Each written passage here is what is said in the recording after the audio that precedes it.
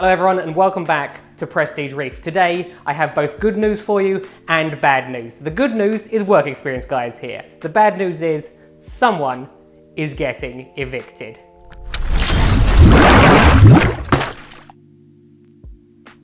Now this is a fish which has been affectionately named Magic Man, which many of you will know from the previous videos is a majestic angelfish. Although I refer to her as a she, for some reason I didn't name her Magic Man. But I still struggle to not call my fish she's for some reason. When I started this process, I said I wanted a challenge. Well, a challenge I got. And, and I'm not sure I want that much of a challenge anymore. So what I've done, which I'll show you in a second, I've actually put some coral in here and she eats it. So if she eats acros, and she especially likes to go for the millipora, she is going to eat everything. Although this tank will still be an angelfish tank because I will not be getting rid of the king eye, there is no point in having a fish which really causes you trouble. So it's funny because about 3 weeks ago, a month ago, I put out a video saying I've been through so much with these fish that they'll be with me forever. How quickly times change when they start to annoy me. She has already found a new home. She's actually going to a home with other angelfish and someone who's obviously an experienced reef keeper who's a friend of mine. So I can get updates if I want on her. So yeah, that is what is happening with her. I'll also be showing you, I'll be doing a water change on this tank today. Although most people know that I have a automatic water change setup on this tank, I'm going to show you the new setup which I use because it may actually be so helpful for some of you. I'll be honest with you, I actually prefer doing a water change this way. It's a little bit more effort. Obviously when you have an automatic water change, you don't need to do much at all. But I kind of just, at the moment, because with an automatic water change, you can't siphon the sand. Obviously I can't remove any of the diatoms and detritus at the bottom, which is what I'm trying to do at the moment. So yeah, so I'll show you that and then I'll give you an update with Sam. Is the little troublemaker herself, and this is the last time that you will see her. I absolutely love majestic angelfish because they look like they have been coloured in by a child with regards to how random their coloration. They also remind me of an old comic book magazine with sort of the spots on the side of them. Will I get another one? Probably not at the moment. The corals that she was mainly going for were the milliporas down there. The corals are doing okay in here at the moment. I've just put a few in. Nothing too fancy, just because I want to make sure everything is stable at the moment. So, and I'm in no rush with this tank, although I do now feel a little bit of pressure that Reef Dork is setting his tank up. So the corals have just been placed in there. They're not sort of stuck down, they're just in there just to see how they get on, because if I want to remove them, I can just lift them out and place them back in the coral farm. You will see that the sand has some brown on it, which I'm going to siphon off today. It's nothing too serious. It looks worse on the camera than it does with your by eye. If it stayed at this level of brown, I'd be happy. But it is currently a mix of mostly diatoms with a few dinoflagellates in it. And the reason I know that is obviously because of the microscope, which has been one of the best things I've ever bought. It's so mature, this tank now, because you can see all the coralline algae is growing on the rocks and the power heads. The one place where the coralline algae doesn't grow is where this little limpet is. Because you can see he never moves sort of from that space, but he just keeps that area there white at all times. I've thought about removing him just because I like everything to be uniform, and this one white patch makes it look weird. But then I just thought, actually, it's just another just an additional creature, isn't it? That's something interesting to look at, so I might as well leave it. Something has started to make this pile of sand here. I think it's a sea cucumber.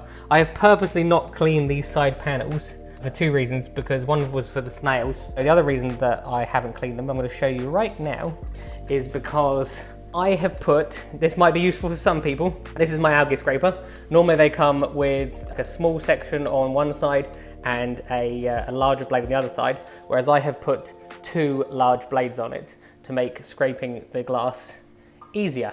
Because if you think about it, every up and down movement does it. It's a little hack. There's probably a reason for the smaller piece. It's probably because it needs higher pressure for difficult to remove algae. I prefer it like this because if you're like me and you clean the glass pretty regularly, you don't get lots and lots of tough to remove algae.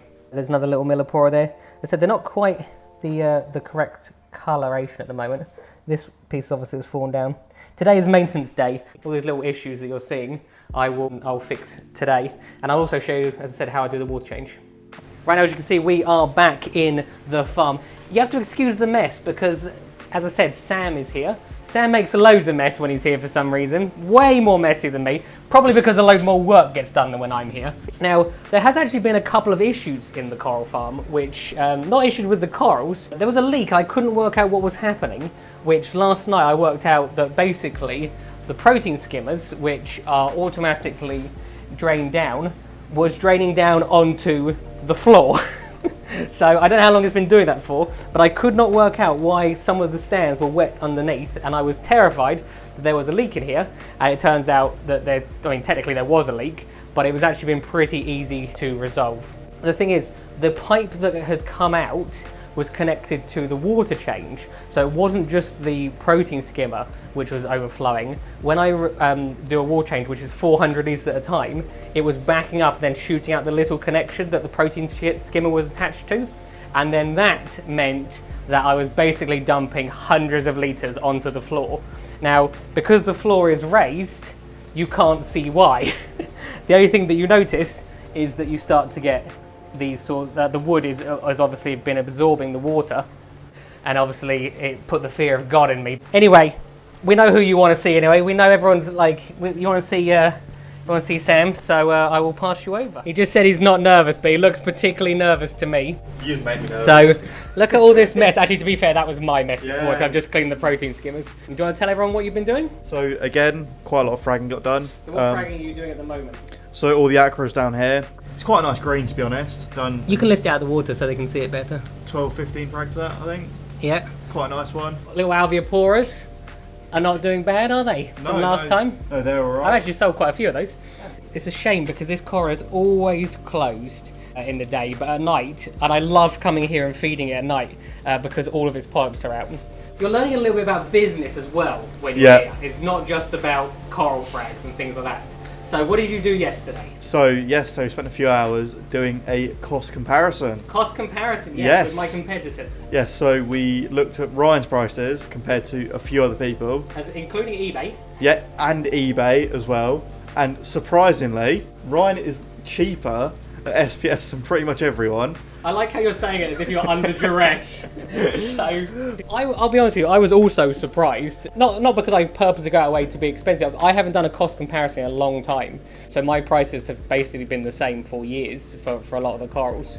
To keep the transparency, there were some corals, weren't there, which were more expensive. So, do you want to tell people about that? Oh yeah. Should we do take two like last time? We'll do take two, shall we? Don't worry about that. We'll finish filming. What were we saying?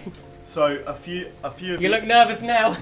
A few of the LPS were a little bit overpriced compared to some people. Overpriced? I wouldn't say overpriced, they were but slightly more expensive. Slightly more expensive. Can't think of any off the top of my head that were 4 or 5 maybe. Yeah. 4 or 5 is not bad out of obviously probably over 150 corals that are on there.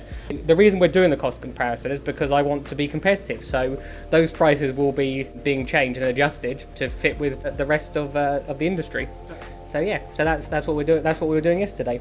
Right now, with your little interview of Sam out the way, because I know you obviously you've been missing him. I'll take you outside and I'll show you how I am doing the water change. Right now, many of you will have seen this before in a previous video because this is how the automatic water change is set up. Behind this wall is the Waterbox tank, and as you can see, it's sort of the pipes go through and they take out water and drain it away, and they put new water in. This is salt water. See that what happens is it's unbelievable. This is a Vectra M. Is it Vectra M1? M2. Yep, this is a Vectra M2. And what I'm doing is it's so powerful that it pumps it all along here, up this pipe, up there, over the fence.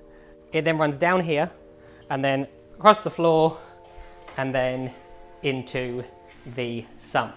Then all I do is get a siphon, and then siphon the water out down this tube. You can see how professional I am, where I have literally just used sellotape badly to connect it. It just needs to hold it slightly into this thinner pipe, and then that pipe runs down into the drain down there. There really is no easier way to do a large water change on this tank. The barrel outside is, I believe, 600 litres if I remember correctly. To drain this system down and fill it back up with 600 litres of water. Now obviously I don't do that all the time, I just did it once the other day just to to test it out, and obviously I was getting the tank ready. To do a 600 litre water change, it takes me 45 minutes, and I don't have to lift a single drop of water. That's like living the dream. If you can do this, some people get them drained into their toilets or into their sink, or if you can think of a way with pipes to make your water changes easier, I guarantee you, you will be doing them more often. Days of me lifting 25 litre containers over into the top of this tank are well over. So yeah, so that's what I'm going to start doing now, and I'll show you the nice clean sand at the end. Right, and this is it in action. So this is what I used to clean the sand. Try and just take the top layer off. Although there is slightly too much sand in this tank, and then it runs down here, as I said, out and down here. So you can see it in action. As you can see, the siphoning didn't quite go to plan, as there has been a sandstorm. This is a work in progress, this method. Interestingly, you see that little piece there? That is a piece of grafted Montipora, which has survived everything. It survived 2 extended blackouts. I think one of them was 10 days and one of them was 14 days. It's still, that stuff is basically bulletproof. The sad thing for it is, because it is so bulletproof, I am going to remove that because that will become a problem later on. So I need Sam now, because Sam will, I need someone to hold the tube which is attached to the Ecotech Vectra M2, because it is essentially so powerful that it comes out. I actually did that and I got a very wet floor. I need to get some sort of clip for that so I can do this on my own, but generally speaking, and the other thing I need to do, if I connect it to my phone, which currently isn't connected to my phone, I should be able to turn it on and off from here, and it shouldn't be a problem. But that's a future Ryan job. So yeah, I'm gonna go with Sam. Right, as you can see, we've got Sam here modelling the latest in pond pipe work. The reason I need Sam to hold it, as I said, is because the last time this happened, the pipe came out and it went all over the floor. So do you think that you are up for the job? I hope so. You hope so? Hope so. Fingers crossed. So I have to now walk round, and I'm going to shout to say when I'm turning it on. And this is a very, very, like, you know, archaic process, but it works. And the most important thing is, don't aim that tube towards the sand, because the sand will go everywhere. So let's give it a go. There is now water in this pipe, and let's go see if Sam is doing the right thing. Look at that, a proper professional. Why are you making me laugh? A proper professional in action. The last time this happened, the person aimed it at the sand and it went everywhere, whereas, you know, Sam, a professional, is aiming it at the top of the water. So look how quickly that's going up. We're gonna have to turn this off in a second. So I need to run back round. And that is it. Although there is some preparation time, is that not the fastest water change? The biggest issue is actually siphoning it out, but with regards to filling it back up, that's probably the fastest water change there is I can do on this tank. So yeah, right, now that is it for today, guys. Sam has specifically requested to be in the outro because he has had a taste of fame now. So once again, what is your Instagram account? The Work Experience Reefer. The Work Experience Reefer. And what should people do? Everyone should follow me. Everyone should follow you. There you go. So, you know, fuel that, you know, that inner fame that he desires, that inner ego, yes. Anyway, as I said, that is it for today, guys. I hope you enjoyed watching the video. Please feel free to comment below if you have any questions. If you did enjoy it, why not click that like and subscribe button. Have a good week, and I'll see you next time.